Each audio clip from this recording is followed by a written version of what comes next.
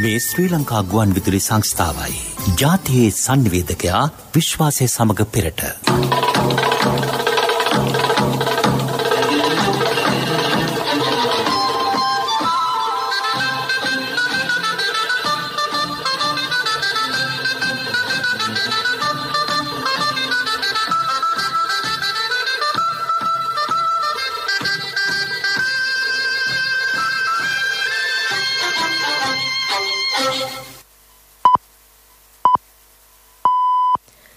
දොළහයි 45යි.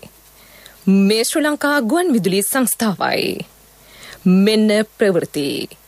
සංස්කරණය මොහන් පෙරේරා, ප්‍රකාශය ඉනුෂාවී බැද්ද. සෞඛ්‍ය සේවකින් පිරිසක් ජනතා සේවය නොසලකා වර්ජනයට එක්ව සිටින අවස්ථාවක ත්‍රිවිධ හමුදාව කොවිඩ් එන්නත ලබා දීමට එක්වෙයි. පරිපූර්ණක හා අතුරු වෛද්‍ය වර්ජනයෙන් රෝගීන්ට පීඩා. වසංගත රෝග ව්‍යාප්තියක් ඇති අවස්ථාවක සෞඛ්‍යංශ මෙසේ ක්‍රියා කිරීම පිළිබඳව ජනතාවගේ කනස්සල්ල. ඇමති උදේ ගම්මන්පිල මහතාට එරෙහිව සමගී ජනබලවේගයේ ඉදිරිපත් කළ විශ්වාසභංග යෝජනාව දින 2ක් විවාදයට. එහිදී පක්ෂයක් ලෙස එකට එක්ව ක්‍රියා කරන බව ශ්‍රී ලංකා පොදු ජන පෙරමුණ පවසයි. රටේ විදේශ සංචිත අඩුවේ යහපාන රජයේ සිදු කර ඇති අයහපත් විදේශ ගනුදෙනු හේතුවෙන් යයි ප්‍රකාශයක්. අන්තර් පළාත් පොදු ප්‍රවාහන සේවා ක්‍රියාත්මක කිරීමේ තීරණය බදාදා. දෙමළ ජාතික සන්ධානයේ පක්ෂවල නියෝජිතයෝ යාපනයේදී සාකච්ඡා කරති. ගිනිගත් නෞකාව හේතුවෙන් මෙරට විදේශගත ශ්‍රමිකයන් නැව්ගත කළ ඩොලර් මිලියන 50ක භාණ්ඩ විනාශයි. චීන කොමියුනිස්ට් පක්ෂය හා ලෝක දේශපාලන පක්ෂ අතර සමුළුවක් හෙට වීඩියෝ තාක්ෂණයෙන්. ටෝකියෝ ඔලිම්පික් ක්‍රීඩාවලදී ජපානයේ ප්‍රේක්ෂකයින්ට සුවිශේෂී නැරඹුම් අත්දැකීමක්. සෞඛ්‍ය සේවකින් පිරිසක් ජනතා සේවය නොසලකා වර්ජනයට එක්ව සිටියත් ත්‍රිවිධ හමුදාවේ වෛද්‍ය බලකාය ජනතාවට කොවිඩ් එන්නත ලබා දීමේ වැඩපිළිවෙල දීපව්‍යාප්තව ක්‍රියාත්මක කර තිබේ.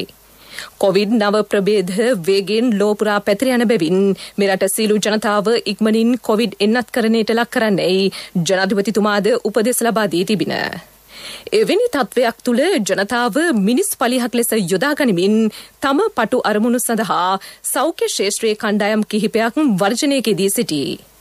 මෙම වෘත්තීය සමිතිවල ඇතැම් අය ඉකුත් යහපාන රජයේ සෞඛ්‍ය අමාත්‍යවරයා සමග සෑම විදේශ සංචාරයකටම එක් වූ අයයි.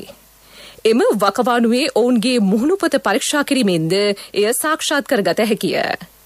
එන්නත් ලබාදීම සම්බන්ධයෙන් ත්‍රිවිධ හමුදාපතිවරු ජාතික ගුවන් විදුලියට අදහස් පළ කළහ. ආරක්ෂක මාණ්ඩලික ප්‍රධානී යුද හමුදාපති ජෙනරාල් ශවේන්ද්‍ර සිල්වා මහතා මෙසේ පැවසීය. අතිගරු ජනාධිපතිතුමා ඊයේ දිනේ උපදෙස් ලබා දුන්නේ මෙය වේගවත්ව කළ යුතුයි. මෙය මේ ගබඩාරු වල තියාගෙන නැතුව හැකි ඉක්මනින් ජනතාව වෙත ලබා දිය යුතු යන්නත් ශ්‍රී ලංකා යුද හමුදාවේ ප්‍රධානතම රෝහල වන නාරායන්පිට රෝහල් පරිශ්‍රයේ වේරහැර වෛද්‍ය බලකා ප්‍රධාන මූලස්ථානයේ වන ඒ පරිශ්‍රයේ ගුවන් හමුදාවේ ගුවන්පුර යුද හමුදා අදවුරේ ඉදිරිපිට දඹිල්ල මහාවිද්‍යාලයේ ගුවන් හමුදාවේ ඒකල අටුනායක සහ රත්මලාන ගුවන් හමුදා පරිශ්‍රය ආශ්‍රිත ඒ වගේම නාවික හමුදා මූලස්ථාන චෛත්‍ය පාර ප්‍රධාන මූලස්ථානයේ සහ නායක හමුදා වැලිසර ප්‍රධාන කඳුර ඒ පරිශ්‍රය තුල බස්නාහිර පළාතේ වයස අවුරුදු 30ට වැඩි සියලුම අයවලුට අද දැසන 8:00 සිපත් දවසේ නත්කරණය කරගන්න කියාවක් ලැබෙනවා. නාවික හමුදාපති වයිස් අඩ්මිරාල් නිශාන්ත උලුගේතැන්න මහතා මෙසේ අදහස් දැක්වීය. COVID-19 ව්‍යාප්තිය පාලනය කිරීම උදෙසා වන රජයේ එන්නත් කරන වැඩසටහන වේගවත් කිරීම සඳහා ත්‍රිවිධ හමුදා රෝහල් මගින් අද සිට කරනු ලබන බස්නාහිර පළාතේ වෙසෙන අවුරුදු 30ට වැඩි ජනතාව එන්නත්කරණය කිරීමේ වැඩසටහන සඳහා ශ්‍රී ලංකා නාවික හමුදාවද මේ අවස්ථාවේ දායක වෙනවා. ඒ අනුව නාවික හමුදා මුලස්ථාන රෝහල මගින් කොළඹ චෛත්‍ය පාරේ ප්‍රදීපාගාර ප්‍රදේශයේදී සහ වැලිසර නාවික හමුදා මහ රෝහල් මගින් රාගම ඇලපිටිවල චන්ද්‍රවංශ විද්‍යාලයේදී සයිනෝෆාම් එන්නතෙහි පළමු මාත්‍රාව මෙන්ම දෙවෙනි මාත්‍රාවද ලබා දීම මේ අවස්ථාවේදී අපි කරනවා. COVID-19 ව්‍යාප්තිය වැළැක්වීමේ සෞඛ්‍ය මාර්ගෝපදේශයන්ට අනුකූලව අද දින සිට ඉදිරියට උදෑසන 8:30 පැය සිට සවස් 4:30 පැය දක්වා කාල සීමාව තුළ පැවැත්වෙන මෙම එන්නත් කරන වැඩසටහන මගින් බස්නාහිර පළාතේ වෙසෙන වයස අවුරුදු 30ට වැඩි මහ ජනතාවට මෙම එන්නත ලබා ගැනීමේ හැකියාව තිබෙනවා. චීනයේ නිෂ්පාදිත සයිනෝෆාම් එන්නත් ලක්ෂ 10ක් ඊයේ මෙරටට ලැබින. ඒ වාද ඉදිරි දින කිහිපයේදී ජනතාවට ලබා දිනු ඇත. ඉතා ඉක්මනින් බස්නාහිර පළාතේ අවුරුදු 30ට වැඩි සියලු දෙනා එන්නත් කිරීම අපේක්ෂාවයි. ත්‍රිවිධ හමුදාවේ රෝහල් පද්ධතියද මේ සඳහා එක්ව සිටී. අද මෙන්ම හෙටත් පෙරවරු 8:30 සිට පස්වරු 4:30 දක්වා එම රෝහල්වලදී එන්නත් ලබාගත හැකිය. යුද හමුදාව ඊයේ PCR පරීක්ෂණ සඳහා දැක්විය. 20,000කට ආසන්න ප්‍රමාණයකගේ සාම්පල ලබා ගැනීමට ඔවුහු සමත් වූහ. පරිපූර්ණක හා අතුරු වෛද්‍ය වෘත්තීය සමිති 13ක් ක්‍රියාත්මක කර ඇති සංකේත වැඩවර්ජනය අද සිට අඛණ්ඩ වැඩවර්ජනයක් ලෙස ක්‍රියාත්මක කිරීමට සූදානම් වෙයි. සිය ඉල්ලීම් සඳහා බලධාරීන්ගෙන් මෙතෙක් කිසිදු ප්‍රතිචාරයක් නොලැබීම හේතුවෙන් මෙම තීරණයට එළඹි බව පරිපූර්ණක වෛද්‍ය සේවා ඒකාබද්ධ බල මණ්ඩලය සඳහන් කරයි. හෙද සේවාවේ ඉල්ලීම් වලට පමණක් විසඳුම් ලබා දීමට විරෝධය පළ කරමින් මෙම වෘත්තීය සමිති ඉකුද්දා සංකේත වැඩවර්ජනයක් ආරම්භ කළේය. මේ හේතුවෙන් රෝහල් රැසක කටයුතු මෙන්ම එන්නත් කටයුතු වලටද බාධා මතුවිය. මේ පිළිබඳව රෝගීන් සඳහන් කළේ සෞඛ්‍ය ශාස්ත්‍රයේ සියලු දෙනා සම්බන්ධයෙන් ජනතාව තුළ තිබූ ගෞරවයට කැළලක් ඇති වූ බවයි. මාසිකව සැලකිය යුතු වැටුපක් ගන්නා සෞඛ්‍ය සේවකයන් මෙලෙස මේ මොහොතේ කටයුතු කිරීම අනුමත කළ නොහැකි බව ඔවුහු පවසති. කොවිඩ් එන්නත ජනතාවට ලබා දීමට පුළුල් වැඩසටහනක් රජය ක්‍රියාත්මක කර ඇත. ඒ සඳහා යුද හමුදාව අද සිට පුළුල් දායකත්වයක් ලබා දෙයි. සෞඛ්‍ය අංශවලින් ඉටු විය යුතු කාර්යයත් මේ මොහොතේ ඔවුහු ඉටු කරති. වර්ජනයට එක්ව ඇති ඇතැම් වෘත්තීය සමිති එම ක්‍රියාවලියද විවේචනය කරමින් සිටී. ජනතාව ව්‍යසනයකට ලක්කර හෝ තම ඉල්ලීම් දිනා ගැනීම වෘත්තීය සමිතිවල අරමුණ බව මෙහින් පැහැදිලි වේ. පරිපූර්ණක වෛද්‍ය සේවා ඒකාබද්ධ බල මණ්ඩලයේ සභාපති රවි කුමුදේශ් මහතාද යුද හමුදාව විවේචනය කරමින් මෙසේ අදහස් පළ කළේය. සෞඛ්‍ය සේවාව කියන්නේ සෞඛ්‍ය සේවාවට අනවශ්‍ය විදිහට හමුදාව සමහර කරුණු වලට මැදිහත් වීම අපි විශ්වාස කරන්නේ හොඳ කාරණාවක් කියලා. හමුදාවට අපි ගෞරව කරනවා වගේම සෞඛ්‍ය සේවාවටත් අපේ ගෞරවයක් තියෙනවා. නමුත් ඔවුන්ගේ කාර්යයන් දෙක පටලවා ගත යුතු නැහැ. ඒ පටලවා ගැනීමේ අවශ්‍යතාවයක් නැහැ. 1,50,000ක විතර සෞඛ්‍ය කාර්ය මණ්ඩලයක් ඉන්නවා. ඒ වගේම ලංකාවේ රෝහල් 1000කට වඩා අධික ප්‍රමාණයක් තියෙනවා. ඒ හැම එකකම කාර්ය මණ්ඩලයේ ඉන්න අතරතුර මේ සේවාවන් දෙක පටලවා ගැනීම අවශ්‍ය නැහැ. මේ සම්බන්ධයෙන් ජනතාව දැක්වුවේ මෙවන් ප්‍රතිචාරයකි. ඒ වැඩ වර්ජනය කරන අවස්ථාවේ අපේ රජයේ ත්‍රිවිධ හමුදාවෙන් දැන් ඉදිරිපත් වෙලා සිටිනවා මේ කොරෝනා මර්ධනය සඳහා ඒ බෙහෙත් විදින්න. ඉතින් අපි කියන්න කැමති ඒ යුද හමුදාවේ ඒ රජයෙන් ගත්තේ තීරණය හොඳයි. මොකද මේ වැඩසටහනේ ඇත්තටම මේ ලෙඩ්ඩු හැදිලා මේක විනාශ වෙන එකේ මේ නවත්තන්න යුද හමුදාවෙන් රෝහල් වලින් බෙහෙත් විදින්න ගත්ත වැඩසටහනට අපි එතුමන්ලට අපේ ගෞරවනීය ස්තුතිය පුද කරනවා. ඇත්තටම ප්‍රණාමය පළ කරනවා. මේ වෙලාවේ රටේ විශාල කොරෝනා වෙලාවක මිනිස්සු අපි ගොඩාක් අපහසුතාවත වෙලා ඉන්නවා. යුද්ධයේදී අපි බේරගත්තේ රණවිරුවෝ. මේ කොරෝනා යුද්ධෙත් අපිව බේරගන්න රණවිරුවෝ ඉදිරිපත් වීමට අපි රණවිරුවන්ට ගෞරව ප්‍රණාමය පුද කරනවා. අමාත්‍ය උදය ගම්මන්පිල මහතාට එරෙහිව සමගි ජනබලවේගයේ ඉදිරිපත් කරනු ලැබූ විශ්වාස භංග යෝජනාව ලබන 19 හා 20 යන දිනවල විවාදයට ගැනේ. අද පෙරවරුවේ රැස් වූ පාර්ලිමේන්තු කටයුතු පිළිබඳ කාරක සභාව එම තීරණය ගත්තේය. ඒ පිළිබඳ ඡන්ද විමසීම 20 වෙනිදා පස්වරුවේ පැවැත්වේ. පාර්ලිමේන්තු කටයුතු පිළිබඳ කාරක සභාව අද පෙරවරුවේ කතානායක මහින්දයාපා අබේවර්ධන මහතාගේ ප්‍රධානත්වයෙන් පාර්ලිමේන්තු සංකීර්ණයේදී රැස්වින. මෙම විශ්වාස භංග යෝජනාවේදී පක්ෂයක් ලෙස ශ්‍රී ලංකා පොදුජන පෙරමුණ සාමූහික එකඟතාවෙන් ක්‍රියා කරන බව එහි ප්‍රධාන ලේකම් සාගර කාර්යවසම් මහතා පවසයි. සමගි ජන බලවේගය අවස්ථාවාදී දේශපාලනයක යෙදී සිටී. එබැවින් එවැනි පක්ෂවල අවශ්‍යතා ඉටු කිරීමට ප්‍රජාතන්ත්‍රවාදී රජයක් ක්‍රියා නොකරන බව කාර්යවසම් මහතා අවධාරණය කරයි. රටේ කිසිදු මූල්‍ය අර්බුදයක් ඇතිවීමට රජයේ ඉඩ නොතබන බව රාජ්‍ය අමාත්‍ය අජිත් නිවාඩ් කබ්‍රාල් මහතා පවසයි. යහපාලන රජයේ වැරදි ක්‍රියාමාර්ග හේතුවෙන් වත්මන් තත්ත්වය ඇතිව තිබේ. කොවිඩ් වසංගත තත්ත්වය නිසා ලෝකයේම ආර්ථික වශයෙන් අවපාතයකට ලක් වී ඇත. එය මෙරටටද බලපා තිබේ. විදේශ සංචිත අඩුවීමේ ගැටලුවට ප්‍රධාන හේතුව යහපාලන රජයේ සිදු කර ඇති අයහපත් විදේශ ගනුදෙනුය. මේ අවස්ථාවේ විපක්ෂයේ යෝජනා කරන්නේ ජාත්‍යන්තර මූල්‍ය අරමුදලෙන් ණය ලබා ගන්නා ලෙසයි. ඉන් පෙනෙන්නේ විපක්ෂයට ණය ගැනීම හැර වෙනත් විකල්ප අදහසක් නොමැති බවයි. රජයක් ලෙස ප්‍රධාන වශයෙන් මෙම තාවකාලික මූල්‍ය ගැටලුවට විසඳුම් සෙවීමට දැන් පියවරගෙන ඇත. අනවශ්‍ය දේ සඳහා රටින් පිටවන මුදල් ඉතිරි කර ගැනීමට උත්සාහ දරමින් සිටී. මෙරට ඇති අක්‍රිය සම්පත් විදේශ විනිමය බවට පත් කිරීමේ ක්‍රියාන්විතයක්ද ආරම්භ කර ඇත.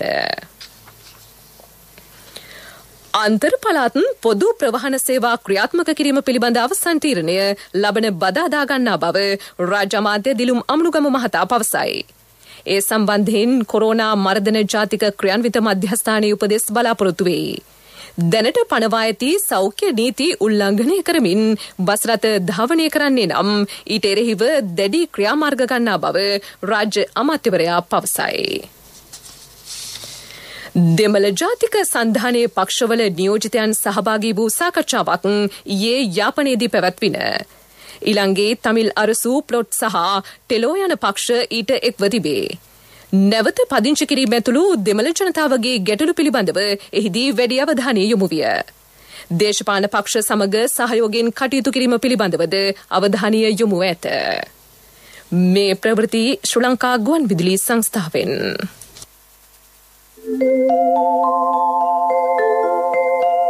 Sri Lanka Insurance, පියකුමින් මවකමින්.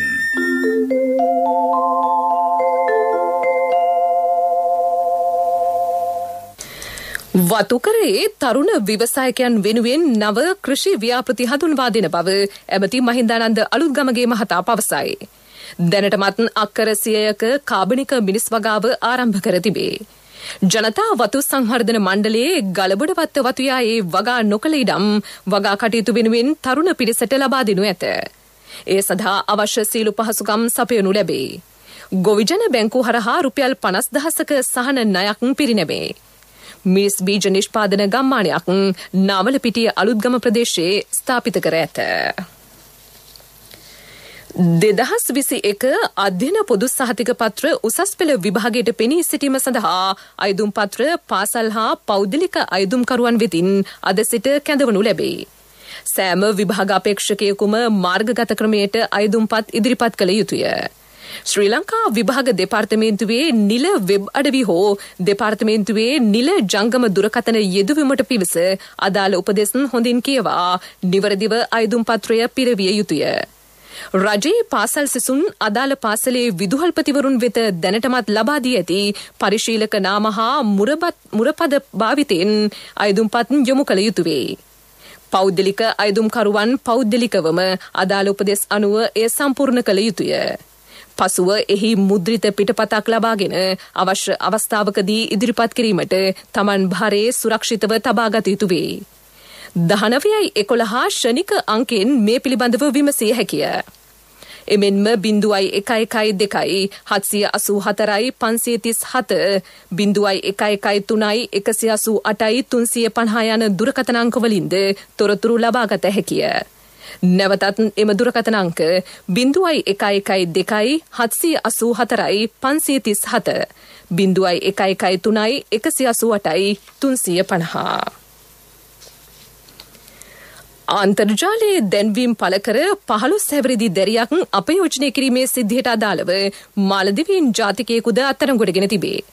සිද්ධිය සම්බන්ධයෙන් මේ වන විට දැරියගේ මව ඇතුළු පුද්ගලයන් 32 දෙනෙකු අත්අඩංගුවටගෙන ඇත. හෝටල් කළමනාකරුවෙකුද ඊයේ අත්අඩංගුවට ගැනින. කාමර සැපීමේ චෝදනාවට තවත් 12 දෙනෙකු අත්අඩංගුවට ගැනීමට නියමිතව සිටී.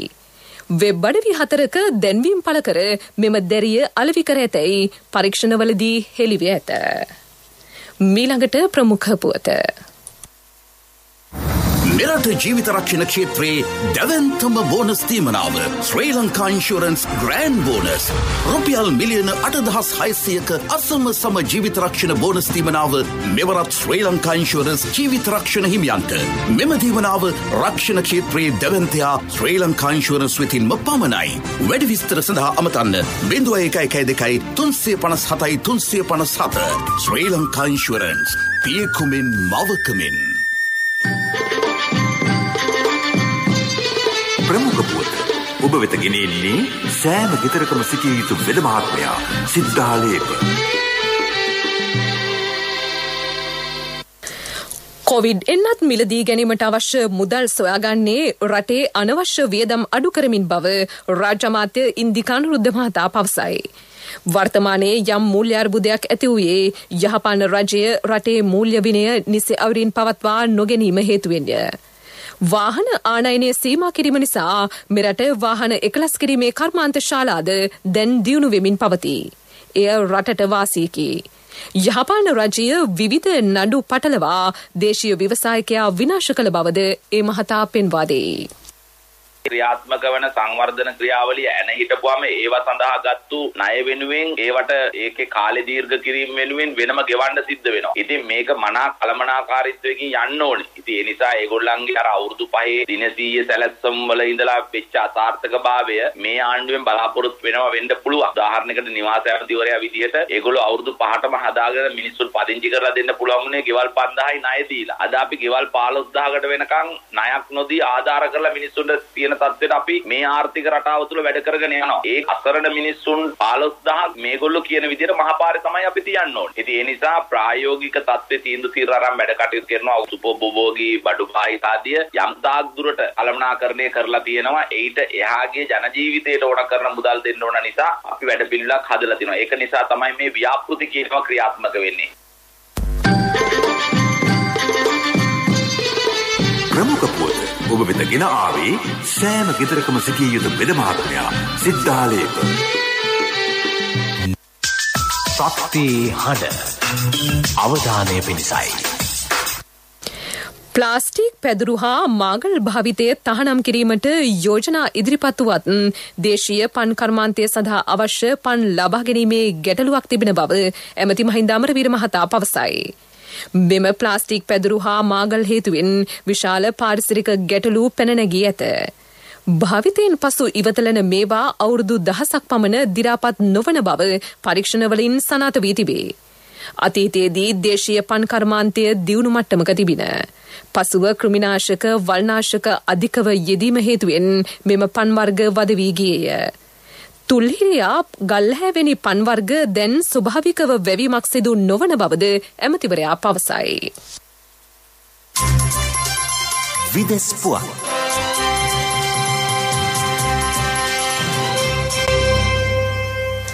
චීන කොමියුනිස්ට් පක්ෂය හා ලෝක දේශපාලන පක්ෂ අතර සමුළුවක් හෙට වීඩියෝ තාක්ෂණය ඔස්සේ පැවැත්වේ. චීන ජනාධිපති ෂී ජින්පින් මහතා එහි ප්‍රධාන දේශනය සිදු කරයි. චීනයේ බීජින්හි සමුළුව පැවැත්වේ. ජනතාවගේ යහපැවැත්ම උදෙසා දේශපාලන පක්ෂවල වගකීම සමුළුවේ තේමාවයි. රටවල් 160කට වැඩි සංඛ්‍යාවක දේශපාලන පක්ෂවල නියෝජිතයෝ 500ක් පමණ මීට එක් වෙති. එමෙන්ම පක්ෂ නියෝජිතයන් දසදහසකට වැඩි පිරිසක්ද සහභාගී වනු ඇත. එල්සා චණ්ඩ මාරුතෙන් කිව්බාවට දැඩි වර්ෂාපතනයක් ලැබෙමින් පවතී. තද සුළන් හේතුවෙන් නිවාස රැසකට හානි සිදුව ඇත. පැයට කිලෝමීටර් 100ට වැඩි වේගයකින් සුළන් හමා ගොස් ඇත. කැරිබියන් දූපත් ප්‍රදේශයට ලබන නොවැම්බර් 30 වෙනිදා තෙක් දරුණු ඡණ්ඩ මාරුතවලින් බලපෑම් එල්ලවනු ඇත. මේ අතර ඉකුත් වසරේ මෙවැනි ස්වභාවික විපත් හේතුවෙන් රටවල් 149ක මිලියන 40කට වැඩි පිරිසක් අවතැන් වී සිටිති. රටවල් 17ක පරිගණක පද්ධතිවලට ප්‍රබල සයිබර් ප්‍රහාරයක් එල්ල වී තිබේ. රැන්සම්වෙයා වෛරස් ප්‍රහාරයක් වන එය රුසියාවේ හැකර්වරු පිරිසක් එල්ල කරන්නට ඇතැයි විශ්වාස කෙරේ. ඇමරිකාවේ FBI ආයතනය මේ පිළිබඳ පුළුල් පරීක්ෂණ ආරම්භ කර ඇත. පිරසර සංවර්ධනයක පුවත් සම්පින්ඩනය සංවර්ධන පුවත්.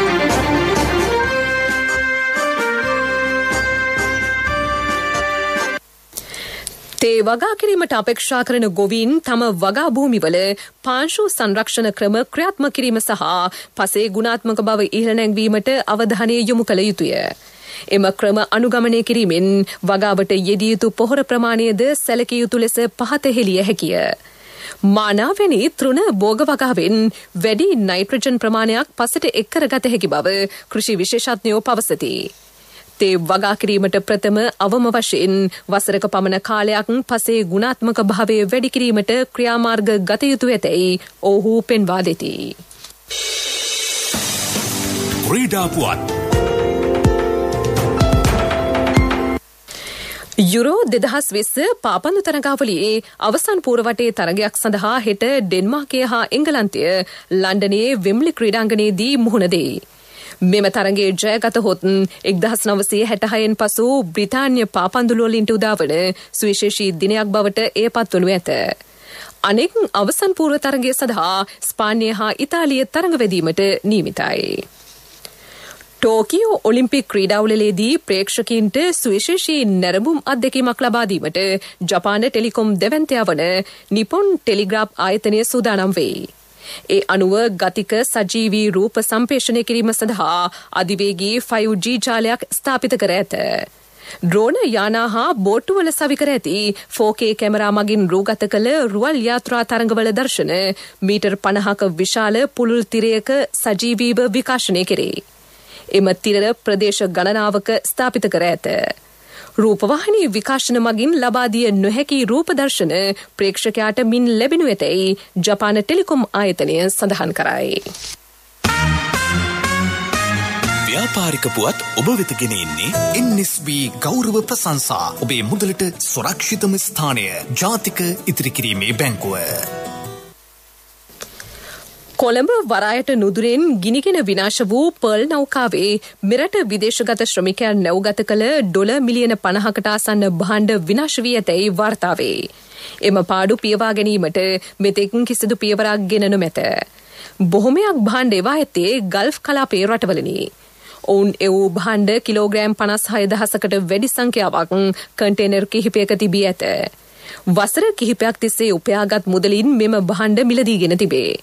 අදාළ භාණ්ඩ සියල්ල නැව් සමාගම රක්ෂණය කර ඇතත් එහි ප්‍රතිලාභ කවදා ලැබේදැයි නිශ්චිත නැත.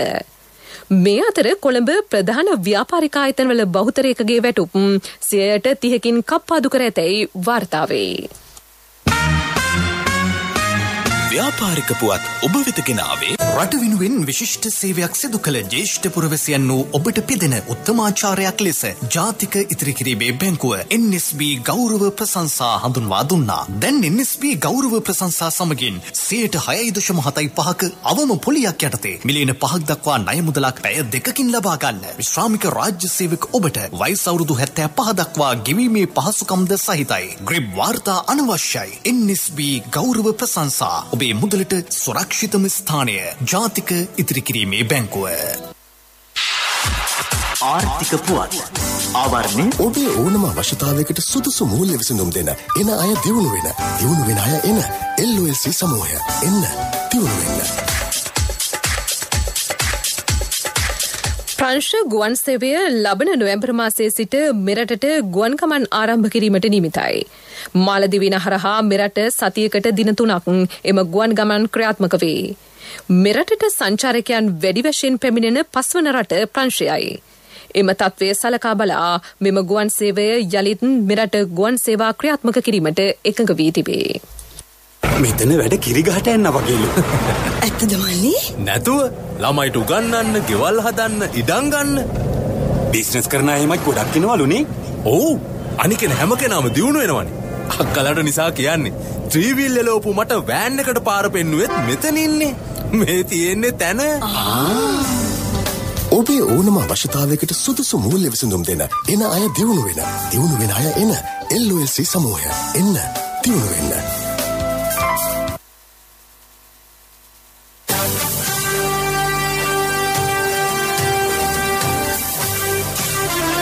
කාලගුණ වාර්තාව ඔබ වෙත ගෙන එන්නේ සයුරු දීවර කාලගුණ තොරතුරු සේවාව. ඔබගේ ප්‍රදේශයට අදාළ කාලගුණ තොරතුරු නොමිලේ එසැනින් ඔබේ ඩයලොග් දුරකථනයට 828 අමතා ලියාපදිංචි වන්න. දීවර හා ජලජ සම්පත් දෙපාර්තමේන්තුව සහ කාලගුණ විද්‍යා දෙපාර්තමේන්තුවේ ඉදිරිපත් කිරීමකි. සයුරු සමග සුරැකීම. නිර්තදික ප්‍රදේශවලට ඉදිරි දින කිහිපයේදී තද වැසි ඇතිවනු ඇතැයි කාලගුණ විද්‍යා දෙපාර්තමේන්තුව සඳහන් කරයි. බස්නාහිර සබරගමුව වයඹ සහ දකුණු පළාත්වලටත් මහනුවර හා නුවරඑළිය දිස්ත්‍රික්කවලටත් ගිගුරුම් සහිත වැසි ඇතිවේ. ඇතැම් ස්ථානවලට මිලිමීටර 100 ඉක්ම වූ වැසි ඇතිවිය හැකිය. ඇතැම් මුහුදු ප්‍රදේශ රළු වේ.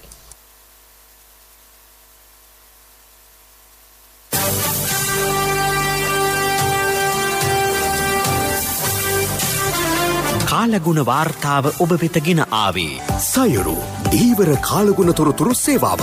ඔබගේ ප්‍රදේශයට අදාළ කාලගුණ තොරතුරු නොමිලේ එසැනින් ඔබේ ඩයලොග් දුරකථනයට 828 අමතා ලියාපදිංචි වන්න. දීවර හා ජලජ සම්පත් දෙපාර්තමේන්තුව සහ කාලගුණ විද්‍යා දෙපාර්තමේන්තුවේ ඉදිරිපත් කිරීමකි. සයුරු සමග සුරැකීම. ප්‍රවෘත්ති අවසන් කිරීමට පෙර යලි සිරස්තල.